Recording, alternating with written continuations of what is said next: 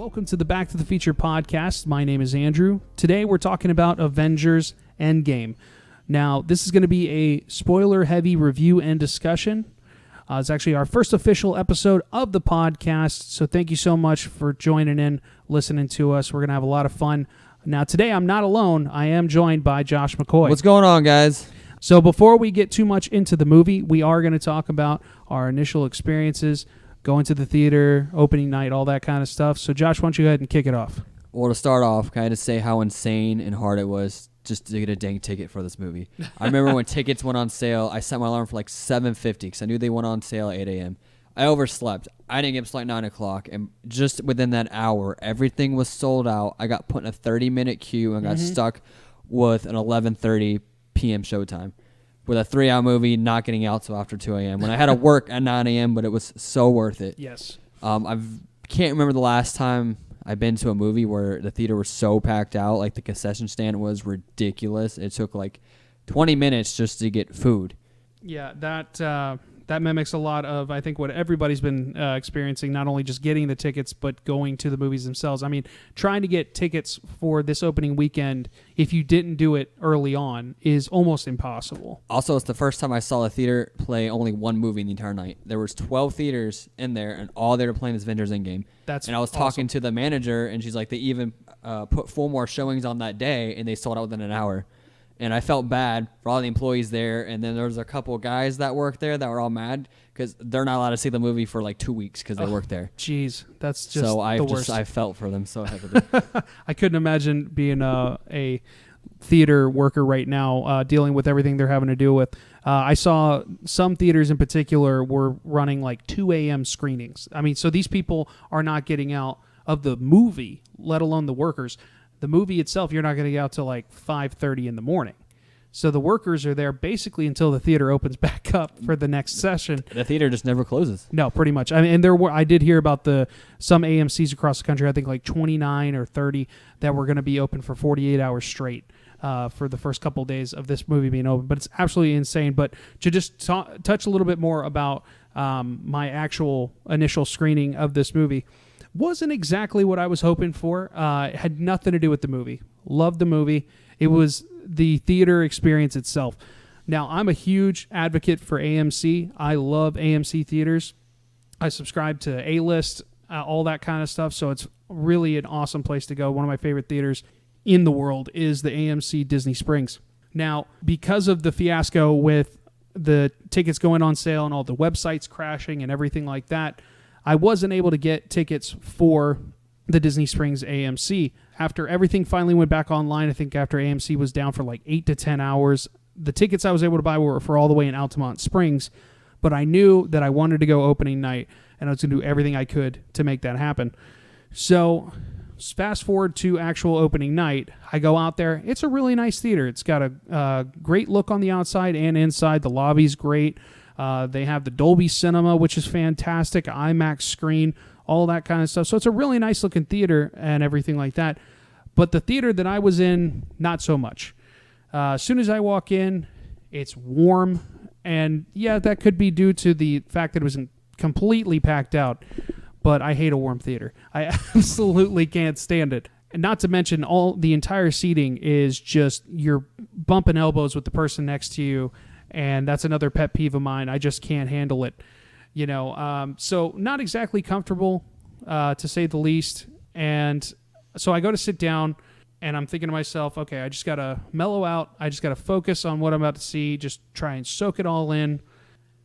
Lo and behold, the idiot next to me opens his big mouth. Oh, God. And let me tell you, this guy had a lot of opinions and loved to give his 2 cents. It was like sitting next to a less funny Deadpool, essentially, commentating on the entire film, giving his opinions, complaining about how he hates movies to do with time travel and saying random stuff about certain characters that he doesn't like, different things like that. This is the kind of... Did he bring up Days of Future Past? Honestly, if he had gone that full into the discussion throughout the film, I think I would have had words with him. Luckily, it was enough to where he would just say one word like, "Oh, this is stupid," and then it'd be done. but it was constantly happening, and I'm just like, I'm not one of those people that likes to be confrontational in places like that. Now, you push me enough, it's going to happen, but I do my best to maintain my composure.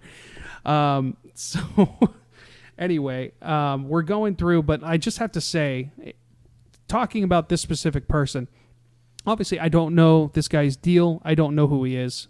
And even if I did, I would never call him out on the internet. But I have to say, the type of person that he is, the toxic comic book or otherwise fan, just irks me to my core. You know, the kind of person that no matter what happens, no matter how things are portrayed on the big screen, it's never good enough. So most Star Wars fans out there. Exactly. And it's the Star Wars fandom type setup. And, you know, I love Star Wars, not as much as some people, but I do love the Star Wars films. But yes, the fandom can be very toxic in that sense. And this was one of those types of people that just nothing's ever good enough because they know everything, you know, as far as that goes. So fast forward, we're going through the movie, and the unspeakable happens. You had to take a piss, don't you? I had to go to the bathroom, yeah. See, my movie wasn't until 11:30 at night. After 7 o'clock, I had nothing to drink that entire time because I was not missing a minute of this movie. I made the mistake of going to Chili's beforehand. Yeah, see, you don't do that. That was a huge mistake. Nope. Huge mistake. So it's the third act, and I'm feeling it in my stomach, and I'm like, oh God, no, this is not going to happen. I'm not going to do this. I'm not leaving the theater. I sit there for 20 minutes just trying to hold my composure as best I possibly can, and I fail. So I have to exit the theater.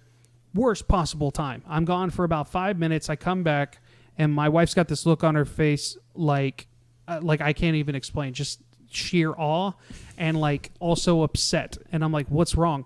And she tells me that I missed one of probably the most pivotal scene, especially in the third act of the film, with Captain America getting Thor's hammer. That was like one of the most memorable scenes for the of first the entire movie. Exactly. First time getting the hammer. You see it, touch his hand. I didn't see it. And I thought I was going to fall through my chair.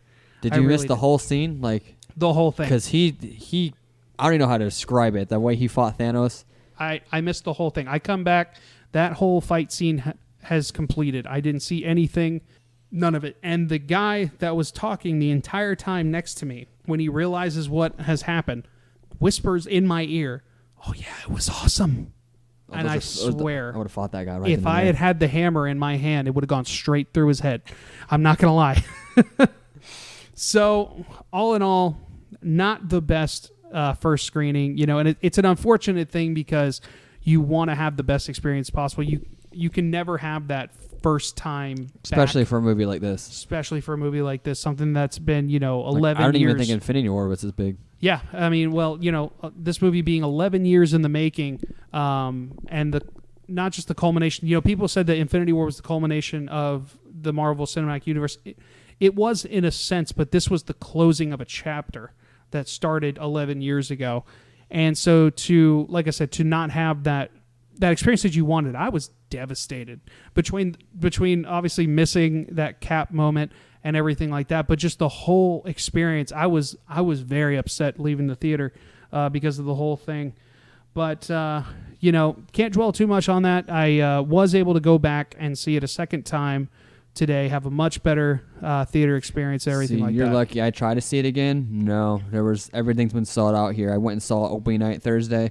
I couldn't find another ticket till a week later at 3 o'clock. So I'm going to see it for the second time finally, but in like 4 days from now. Yeah, for sure. I mean, I was literally, my wife and I were walking out of the theater of Thursday night screening, and I'm like, I have to see this movie again. So I just start searching, and every theater that I come across, I'm not having any luck. And then randomly, I find like a 2 p.m. screening for Saturday afternoon, and I'm like, this is it. I got to do it. Got to go back in there and hope to God it's better than the first. People are saying this movie's not going to beat Avatar, which let me point out, Avatar's not even that good of a movie. I fall asleep every time I've seen that movie. So I don't understand the hype behind it. It is a long movie. I mean, that movie, yeah, I mean, well, I meant like box office wise. It's like #1 movie right now in box office. Well, the reason why, and there's a couple things. So it's such a crazy thing because Avatar, when it went in to theaters, it was like it was released in December.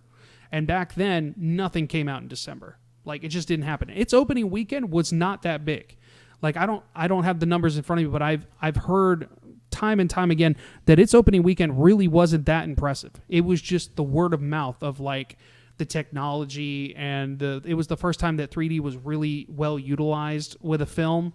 With the updated 3D glasses rather than the red and blues from way back in the day and everything like that. So people just kept going back and back, and that movie stayed in theaters for a good like 6 months before it actually left theaters. I mean, it was still playing when it came out on like DVD and everything like that. And then a year after it came out, they did a re-release, and that actually counts towards your total box office numbers, which is why, things like Titanic being released multiple times, Gone with the Wind as many times as that's been screened. I think one of the Pirates movies is up there with it too, because I think Infinity War is like number 5. Yeah, I mean, for like overall box office, it's definitely the more modern films, but one of the longest running movies to ever have the highest grossing all-time box office was Gone with the Wind, because of how many years that thing was screened time and time again. And then they adjust for inflation, things like that. But getting back into the whole Avatar situation, the tough part is I believe that Avatar is somewhere around $2.7 billion for its entire run. It's somewhere around there. And I think Infinity War was 2.2, it was or something like that. It was a few million. Well, it's a little more than a few million, but it was somewhere around 2.2, 2.3, I think, when it finished its run. And while that seems like, it was so close, that's still a big gap, because you figure how long it took to actually get to 2.2. This movie, I feel like I wouldn't be shocked if it made $1 billion by the end of the weekend. This could very well be the one to dethrone Avatar as the number one grossing movie of all time. Dear God, I hope it does, because Avatar, again, is not a good movie. Sorry if I offend anybody. It's just not a good movie. See, I get where people come from. I cannot argue with anyone that says Avatar is not a good film because of A, B, or C, whatever reason that they give. A lot of the times it's because they say it's like Fern Gully. It's like Dances with Wolves. All these, it's like these movies put in an alien type of universe. And I get that. I appreciate it for what it is, and I appreciate it for more the technology side of things. As the spectacle, I remember going to the theater to see Avatar and just being I fell asleep. I personally was blown away. But I think if I went back and tried to watch it now, especially at home, I'd probably fall asleep. But I'm done hating Avatar now. Let's get back on topic. Back on Avatar. We talked enough about this as is. So just to touch real quick on the box office, I did actually see an article by Collider today talking about the opening number so far with Avengers Endgame. Now, there was a lot of talk about the pre-sale ticket stuff, but you don't know when those tickets are for. So they might not necessarily be for opening weekend per se. They could have bought tickets for a week from now because that's what they could get. But Thursday night's numbers was a domestic opening of $60 million just for Thursday night. Friday, the biggest Friday opening of all time now, at I believe is $156 million just for Friday alone. This movie has already grossed over $200 million between Thursday and Friday. It's going to, in my opinion, it's going to break $300 million for opening weekend just domestically, which has never been done. Infinity War, I believe, has the record, and it's probably at like 280 something for opening weekend, but this could be the one to break the $300 million. I'll be really shocked if it doesn't. Yeah, at this point, if it doesn't... With how hard it is to get a ticket for this thing, I'd be really shocked. It would be shocked. I would be absolutely shocked. So let's talk a little bit about the things that we liked about this movie, maybe some things we didn't like. Josh, let me know what you're thinking. Well, one thing that I'm really happy that the Russo brothers did is that they didn't give Captain Marvel such a big role in this movie. I was worried about that they were going to have her come in last minute and be the one to take out Thanos, when the past 10 years we've grown with these characters.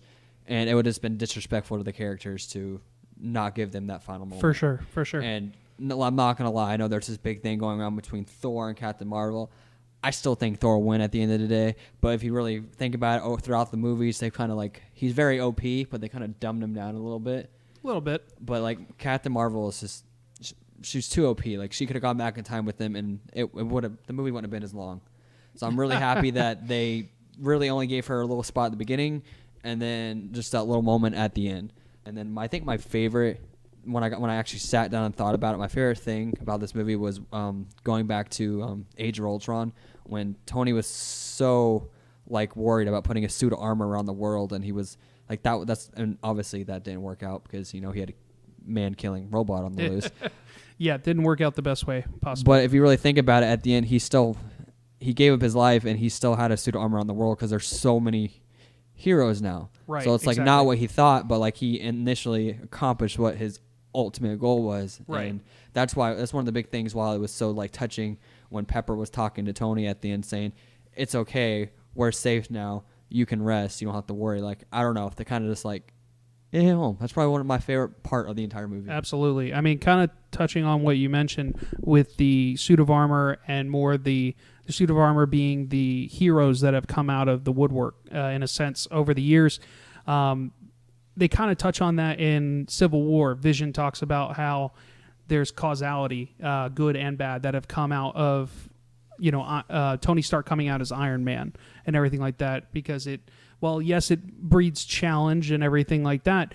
It also has created a ripple effect to where other things have happened, other people have come out as heroes, and now Earth has its mightiest heroes protecting it from anything. No matter what, there's always going to be somebody there standing up, even if it's not the OG Avengers. Definitely, an awesome way to look at things in that sense. Now, one of the things that I definitely want to touch on is one of my favorite parts of the film is the Captain versus Captain scene where Captain America meets his younger self from the first Avengers, and they go hand to hand. That is American's ass. Oh my gosh. America's ass. I could not get over that. Like, it was funny enough when Ant-Man said it, but when Captain America said it himself, I thought I was going to fall out of my chair. It was so ridiculous. But I loved the hand-to-hand combat between the two Caps because it reminded me a lot of the Winter Soldier. And just like with the elevator scene, that was obviously a nod to the Winter Soldier scene where he's fighting all those guys on the elevator. Speaking of the elevator scene, how hilarious was it when they didn't let Hulk on the scene? They made him take the stairs, and he literally cried like a toddler the entire time walking down the stairs. I hate stairs. Just the whole time. It was so ridiculous. But I love that because it's like, yeah, I'm pretty sure if he got on that elevator, they'd all die.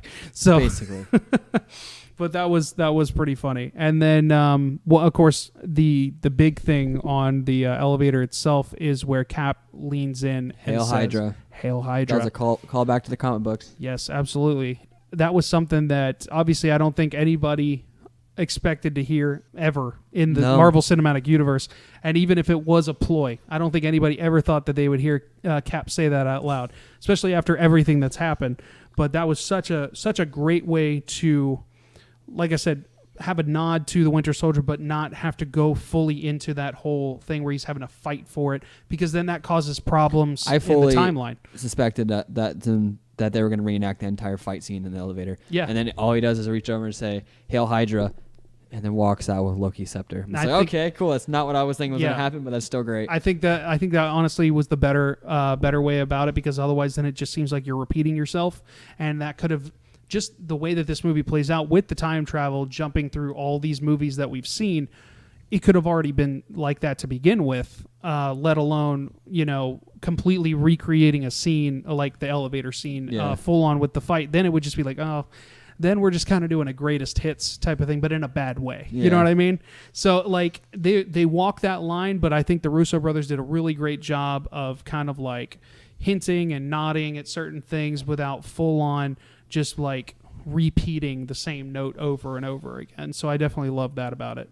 And then, of course, one of the other things that we have to mention is the big scene that we kind of already touched on it before with when I was talking about my theater experience, but the Captain America picking up Mjolnir. Thank you. I can never pronounce that for the life of me for the first time. Let me know how you felt about that whole situation. That's probably one of the most memorable scenes in the entire movie, because it made me think of Age of Ultron again. Like, this whole movie was a giant callback to Age of Ultron, between the name itself, the Tony having a meltdown in the beginning of the movie, and then obviously Cap picking up the hammer. Because remember, Age of Ultron, he like barely lifted up the hammer, so it makes you think that maybe if he would have tried it more, he could have picked it up. But I don't know. That was probably one of the most breathtaking scenes in the movie. And then to watch him totally destroy Thanos, even though Thanos came back and broke his shield. I never thought I would see that either. He completely destroyed that shield. Oh yeah. That was easily one of the best scenes in the entire movie. And that's something that a lot of people that, well, I'm sure it's been all over the internet. A lot of people, the casual fans, don't realize that this movie in general, like you said, could be considered a callback to Age of Ultron, where Tony Stark says for the first time, he points up and says, "That's the end game." We had no idea that, how everything was going to play out and everything like that, but there was so much to do with that led into the finality of what we were going to deal with in Endgame. So it's so crazy. I just went back and rewatched all the movies. Thanks to my buddy Josh here, he lent me some of the movies I didn't have in order to get ready for this movie, and being able to go back and just sit through and see all the little notes here, and especially after seeing Endgame, the way that they revisit some of these movies, it's definitely going to change my the way that I perceive some of these movies now if I go back and watch them. One thing I thought that was funny is for the past year now, it's been Ant-Man and the Wasp came out almost a year ago.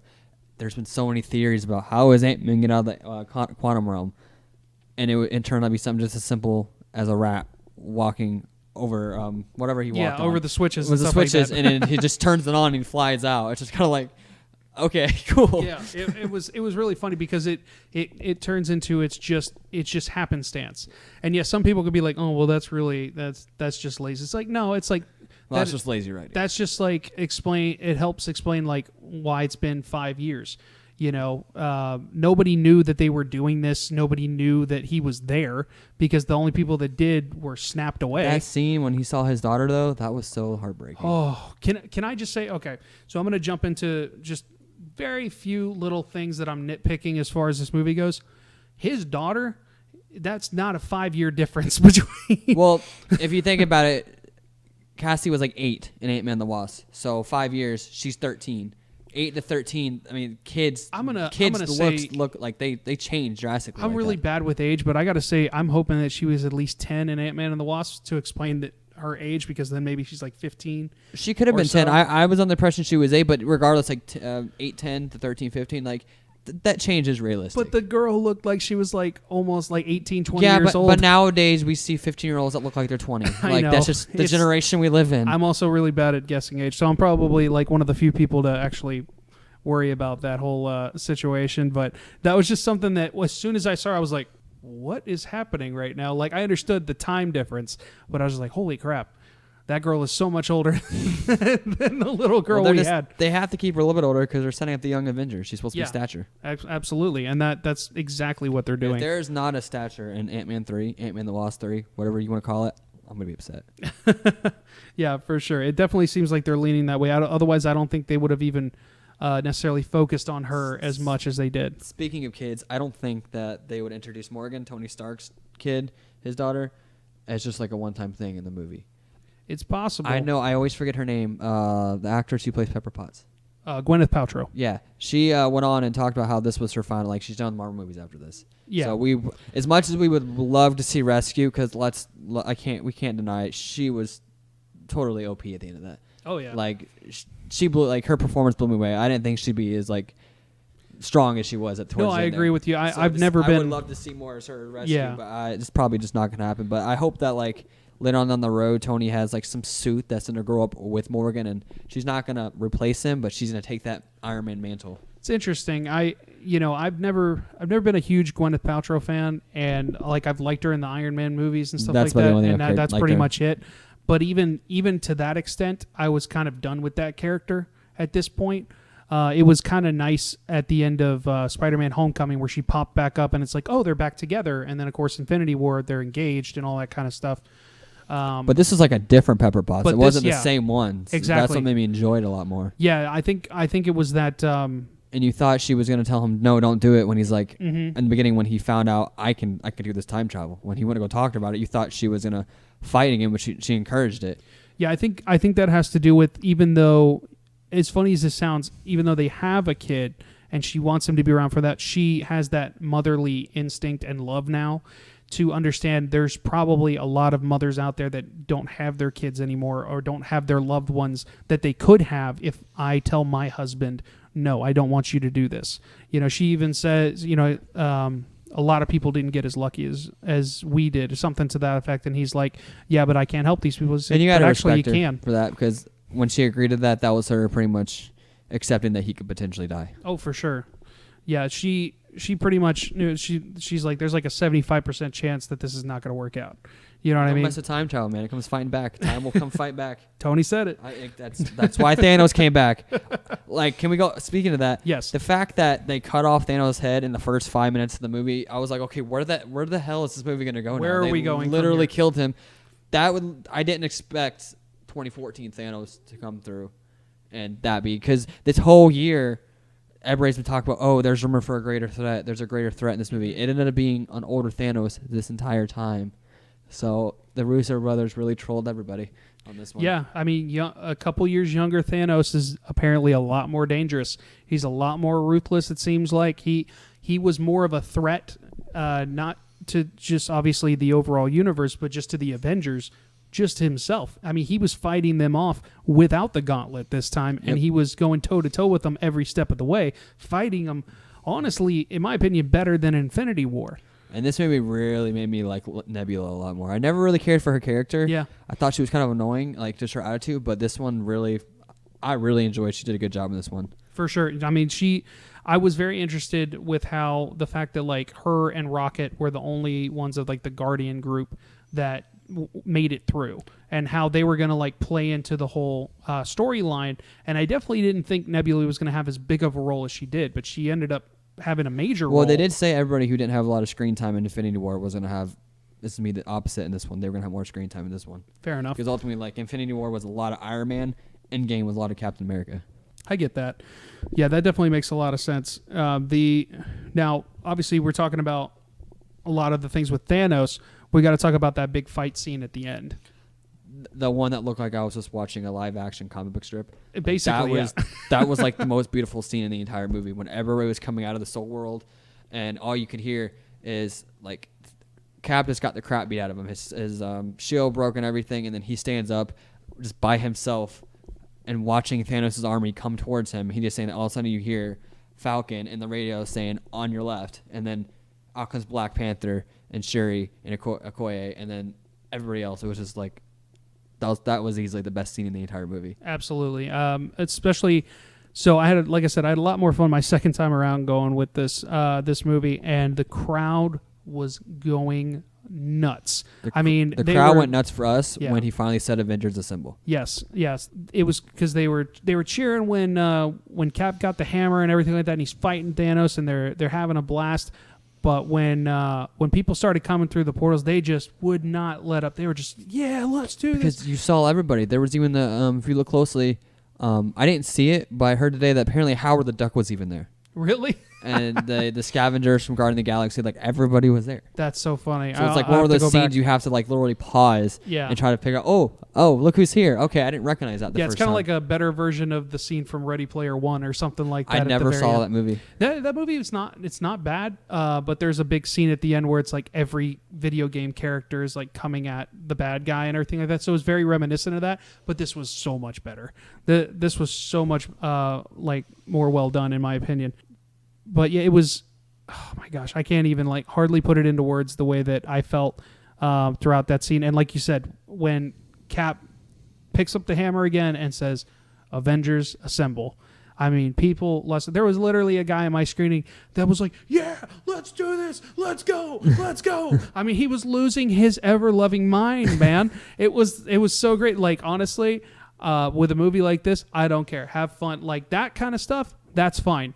But stupid commentary, that's a little bit different. I want people to have fun, though. I love screenings like that. I only had one disappointment with this movie. It's because we never got to see the rematch between Hulk and Thanos all year long. That's all people talk about, because he got his butt kicked in the first 5 minutes of Infinity War, so they thought, okay, that means Endgame's going to end with the rematch, and he's going to be the one that take out Thanos. And so the entire time while that third act was going on, and towards the end, because Scarlet Witch was completely destroying Thanos. By the way, let's talk about how strong she is. One of the most underrated characters. Thanos had to tell his army to rain fire to get him off of her, or to get her off of him. Well, I know. I said that. Yeah. Yeah, no, I understand what you're saying as far as the whole underrated character type thing. Like, she was never somebody that I necessarily cared about, but I think that they did a lot to, in my opinion, to change that for people that maybe thought similar to me in Infinity War. I liked her character arc in that film in particular. I mean, obviously there was a big jump with Civil War as well, so that was part of it. But I still laugh at people mentioning they say Scarlet Witch in the case of the missing accent. Oh my god! She got so much crap for her accent in her first 2 movies. Like, I'm glad she doesn't have it. Don't get me wrong, but it is funny how every time it goes away a little bit more and a little bit more, and now yeah, she had an Age of Ultron and Civil War, and then Infinity War is just magically gone. Yeah, but I think we can all just kind of like, yeah, it's better without the accent. It's a comic book movie; they can do whatever they want. Now, no movie's perfect. Obviously, I've already talked about my one little gripe as far as the whole Ant-Man's daughter type thing, but let me hear your thoughts, Joshua. Anything that might have bugged you with this movie? The main thing, I think that minus the rematch, there was no rematch between Professor Hulk and Thanos, which that would have been awesome to see, was at the end, which Tony Stark, Iron Man's my favorite character, so he got the memorial he deserved, but Black Widow got nothing. Like, you saw them mourn over her, but like there was nothing for her, and I was a little butthurt because I'm a big Scarlett Johansson fan. So I think Black Widow deserved something because she's been there since Iron Man 2. So that was just one gripe I had. Like I feel like that was kind of like, I don't want to say a disrespect to the character, but they should have done something for Black Widow. No, I understand where you're coming from on that, and I mean, while they probably should have shown it, I guess the way that they would probably label that as is like, we don't know. Like, we don't know that there was nothing done, and that they just put the focus on Tony. But I agree with you. I definitely think that they could have probably done maybe like a joint ceremony type thing. I think the closest thing we got is when they were all on the bridge. Yeah. So then they put something in the water. You couldn't really tell if that was a memorial service or not, though. I don't know if they put anything. I know Hulk threw a bench. Yeah, he was pissed. But I don't remember them necessarily putting anything in the water. I'd have to go back and double check it. He shouldn't have ran off after Age of Ultron, and then they could have been together. But then we went to have Thor Ragnarok, so I can't say that. That's true. Yeah, I love that movie, and that's something with to talk about Black Widow a little bit. Of course, you can't necessarily skip over the heartbreaking final scene with her and Hawkeye. I mean, that was something that obviously I think a lot of people. There's some people, and like myself, I was still 50-50. I really, honestly, I didn't know. I knew it needed to be her because of the family aspect with Hawkeye, but they did, honestly, the choreography and everything kept me guessing. You know what the cool part about this whole movie was? When they were dividing up in teams, like when they were talking going to when they made the teams, and they're like, okay, you two are going to go get the Soul Stone. Like, it didn't click in my head that one of them one of them had to be sacrificed. It didn't click until they actually landed on the planet. I saw them walking up to the mountain. Yeah. I'm like, oh crap, I know what's about to happen right now. Yeah, I think it clicked for me. To be honest with you, I think it clicked for me when they landed on the first planet from the Guardians of the Galaxy thing, like in 2014, where the Power Stone is before they split up.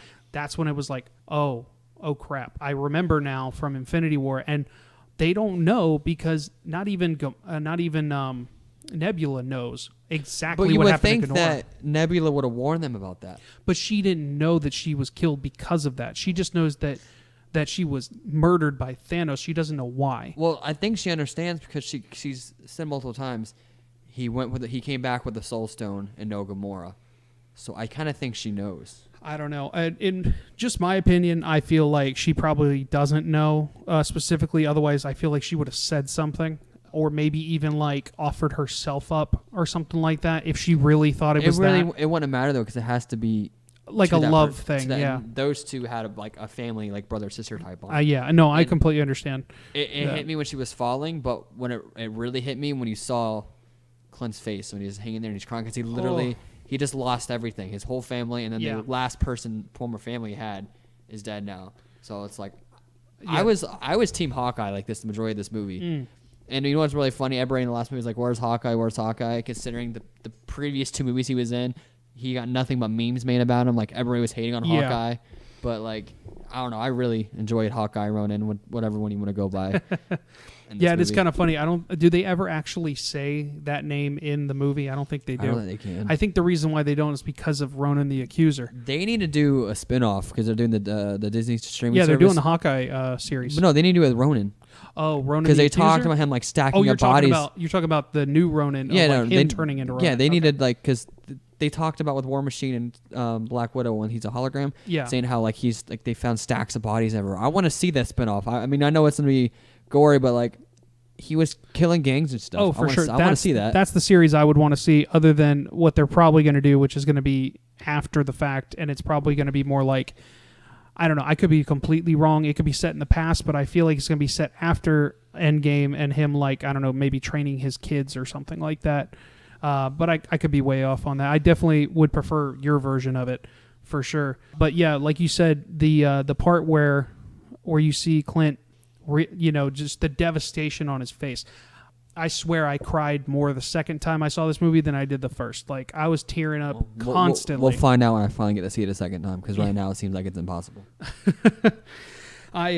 Just the part where even before he starts losing it, but she's hanging on, and most of the time, those types of moments, they don't get me, because it happens in a lot of films where they're like holding on and they're like, you got to let me go, or something like that. Just think of The Lion King, man. This was The Lion King. This was something a little different where, she had already said, she's like, I've been looking for a way to fix this. I've been looking for something to do. I wanted to change what happened. And she's just telling him, she's like, it's okay. I don't think she actually says you have to let me go, but she's just basically just telling him, it's okay. It's okay. Like, I want this. And, she leaps off and that's that. But I definitely was not expecting her death this entire time. I thought they were going to keep her because they have a Black Widow movie coming out, but apparently that's going to be a prequel.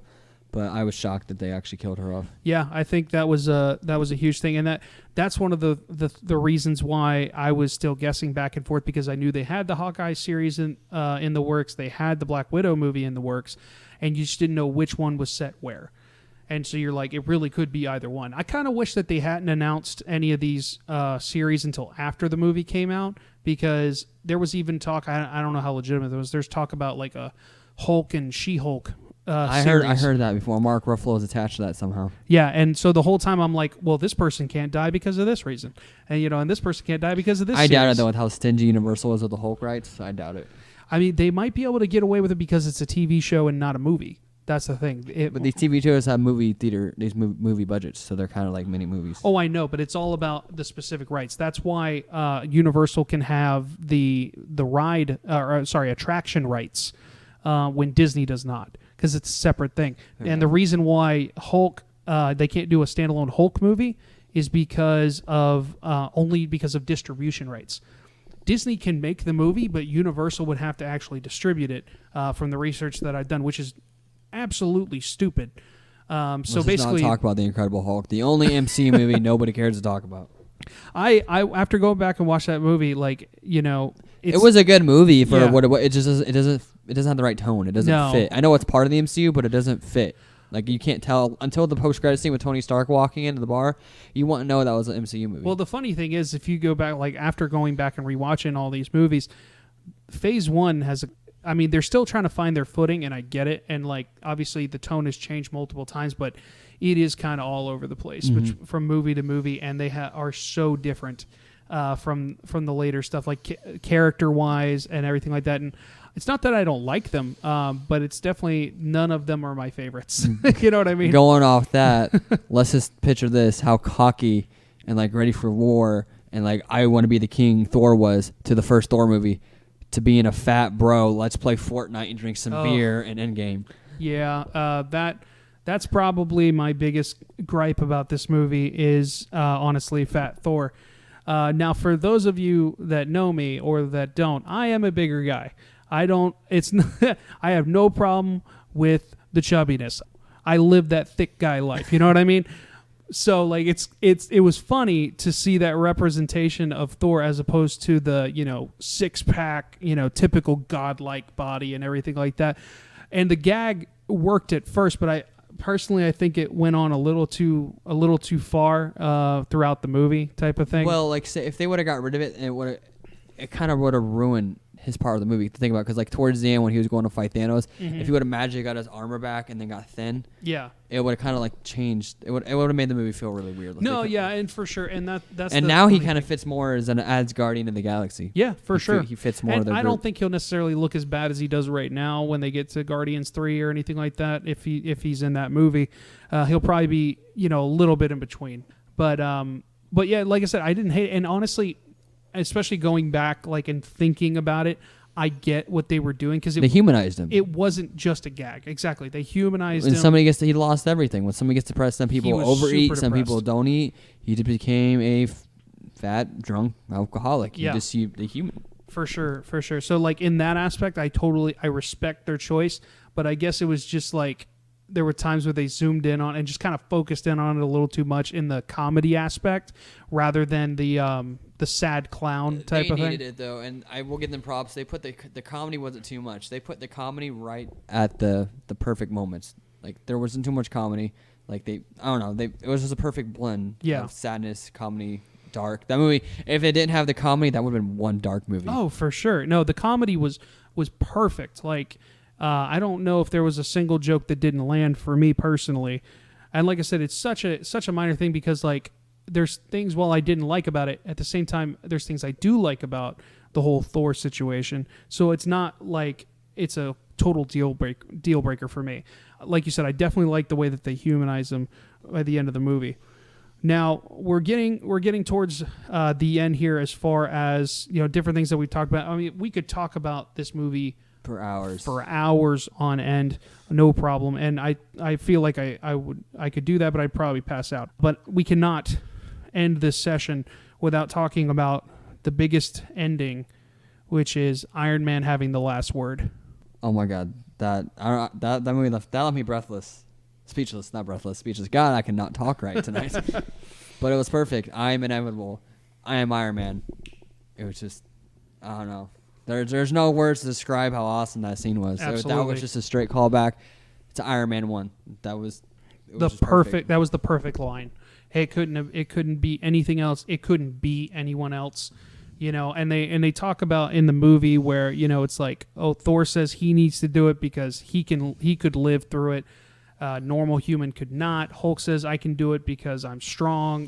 But he knew that was it because once Doctor Strange gave him the one, one, he's like, okay, now I know I need to do. Oh yeah, for sure. He knew that he's so worried about the whole time since Age of Ultron. He's been worried about everybody else dying and he being the only one survived. Mm-hmm. But it's the opposite. He had to die so everybody else could survive. Exactly. So at the end of the day, it had to be him no matter what.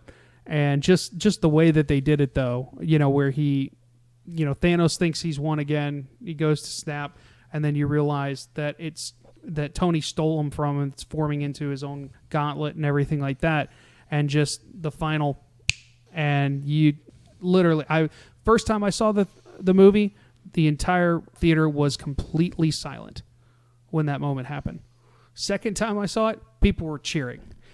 But I think that's because they didn't know what was coming. Probably. I get the cheer. I do. Because it's an awesome moment, an awesome line by Robert Downey Jr. But at the same time, when you have the realization of oh crap. My favorite character is about to die. Because he's literally my favorite character in the whole MCU. Yeah, it was. It goes back and forth between him and Thor. But in Cap's obviously number 3. But he's number 1. Today specifically, I was crying hard at that moment. Rhodey comes up. He has his quick moment. Spider-Man is losing it. And then Pepper Potts, she just goes on calmly it's okay. You can rest. Yeah. We're safe. She keeps we'll her composure okay. until he passes and then breaks down. And that, her being strong for him so that he knows that everything's okay was such a heart-wrenching moment. And then, like I said, you see her break down and you're just like, oh, God, how am I going to deal with this? And then we kind of touched on as far as with the funeral scene, and I love Happy talking to the daughter and everything like that, saying oh, you want cheeseburgers? I can get you all the cheeseburgers you want. We can't end this without talking about the way they ended Captain America's Dark. That was perfect with All Man Cap, and then he finally ended with getting his hands to Peggy. But that makes you wonder: has there been 2 Steve Rogers this entire time? Because that's a good question. Because Peggy Carter is smart. He would have had to get a name change, and she wouldn't announce to the world that she's married to Steve Rogers. Yeah, because he knew that was gonna happen. And also, if you really think about it, he kissed his niece. In Civil War. My wife said the exact same thing. So when we were walking out of the theater, she's like, wait a minute. Do you think he ever tells her that he like almost got with her niece? And I was like, I think that's something you keep to yourself and try and like stay away from that child as much as possible at any family reunion or anything like that. Because dear God, I just don't even want to go down that path. They don't even touch on that. They just need to let it go, let it ride. Everyone's just like, let's just skate over that. That didn't happen. It was perfect on a better note. Yeah, let's go back to that. It was perfect to give the shield to Falcon. Oh yeah, yeah. Just like you said, Cap. I was saying it's like Cap's happy ending. He nobody other than Iron Man obviously deserves that more than anybody. Yeah, Iron Man got an honorable death, Captain America got the life he wanted, and Thor got fat and joined the Guardians of the Galaxy. It was going to be the other way around. Like from everyone I was talking to, everyone's like, "Oh, Cap's going to be the one to die. Iron Man's going to like retire or something like that." But once you go into the movie, you're like, I don't know. Like, I don't think that's how it's going to be. But I get why everybody thought, like, even me, if I had to pick one out of the two before I saw the movie, I thought it was going to be Cap. Same. I thought, because he's the soldier. He's going to put his life down on the line. But that's why I'm glad that they flipped it on its head. And they're like, no, he's sacrificed enough as is. Let's give this guy a happy ending. And the guy who started everything is going to be the one to make the ultimate sacrifice. And that's how it needed to end. Yeah, to for sure. Start a new chapter of the MCU. That's how it needed to end. Yeah. It just gets me more excited for Spider-Man Far From Home, which we'll have another talk about that in July when that comes out. Yeah, that's going to be something to see. Jake Gyllenhaal is Mysterio, y'all. My boy Jake Gyllenhaal. That's going to be something to see with the aftermath of what's happened with Endgame. Now that everyone's back, so many questions about that. By the way, as far as time with everyone being on for 5 years. Clearly, that's all too confusing. Yeah, I don't even want to wrap my brain around that. I'm just gonna say that clearly, people have been asking, did Ned get snapped? He has to. He's the exact same age as he was 5 years ago. I don't think he'd be in the same grade as Peter moving forward. Yeah. So I think everybody. I feel like everybody. Which is convenient that everybody from Far From Home, all his classmates were conveniently snapped. Yeah, they have like to I be. said, it's a comic movie. Otherwise, it wouldn't make any sense. But like he said, we're going to dive into that more when Far From Home comes out. So overall, I don't even know how to wrap this up. To be quite honest with you, this has been such an experience with Endgame being the ending of an 11-year arc. 11 years, man. That no this other stuff is franchise going has said on. that. They all try. Not hitting on DC. They're really trying. Hey, but they're getting it together with these last few movies, Yeah. Aquaman, Shazam. For sure. Like, if you haven't seen either one of those yet, I know we're talking about Endgame, go watch Aquaman or Shazam, especially Shazam. Mm-hmm. That movie is so underrated. For sure. And, it's funny because, you go back and it's like when they talked about that they were going to do this, everyone's like, there's no way. There's no way you can do this. Like, even just the first couple movies leading to Avengers, they're like, I don't know. I don't think this is, possible. How are you? And then after doing all these things, how are you going to bring these people together? 23 movies later. Yeah, exactly. This was number 22, I think. And we're just like 23. I'm pretty sure it's 22, but because Infinity War was 20, Ant-Man the Wasp, Captain Marvel, Endgame. Oh, yeah, I guess 23. Okay. Well, I can't do math, so so the only other thing that I would say as far as just funny little side notes with this movie is that I am actually surprised that there wasn't more death in this movie. Not that I wanted it to be. Well, Cap technically died to a degree. I mean, he's old man Cap. He's not around much longer. You're not going to see him anymore. Yeah, it's not like I wanted them to obliterate everybody, but I guess in a sense I thought it was like, you wanted bloodshed. Don't lie. I'm a vindictive person and evil at heart. I'm honestly shocked that they killed Thanos off. I thought they were going to put him in some different realm, quantum realm. I'm so glad they didn't do that. Like, because he and like we said before, his change in character from being a more just. I'm not gonna lie, I was thinking about a purple Shrek the entire time in the beginning of the movie when he was picking his fruit up, making his soup. I'm glad that he met his end, because this like I said, this Thanos was much more dangerous, clearly, between his plans and everything else. But we're not going to circle back around. We're going to wrap this thing up here. We're hitting that 50-minute mark. So overall, we're going to give this movie a score. Josh, out of 10, what do you think? I've only seen it once, So with the way I reacted the first time, I'm going to give it a 10 out of 10 right now. Completely understandable. After seeing it twice, I'm actually up from my original score, but I'm going to give it a 9 out of 10. Not that I don't think it deserves 10. Anybody like you that says it's a 10 out of 10, I completely understand. And maybe every time I go back, I'll like it more and more. Maybe I'll even hit that number. But I think I'm pretty solid at a 9 just because there's very little gripes that I have, not just the Fat Thor thing, but just overall, you could not have done this movie any better. The Russo brothers are the perfect team. Me saying it's a 9 out of 10 is not a failure in any sense of the word. Like, it is such a feat that this movie has accomplished. So not to take anything away from that, I definitely think it has accomplished everything that it set out to do. And clearly, from the box office numbers, it's going to crush. Like I said, I'm going to be shocked if it doesn't hit $300 million by the end of the weekend. For sure. Well, I think that's about it for us today. Thank you so much for joining us. For Back to the Future podcast, I'm Andrew. My name's Josh. Be sure to subscribe to our YouTube, Spotify, and SoundCloud channels to stay up to date on all of our future content. We'll be doing a lot more of these podcasts as well as our short-term videos like the 3-minute reviews and a lot more to come. So thanks so much for joining us. And in the immortal words of Tony Stark, love you 3000.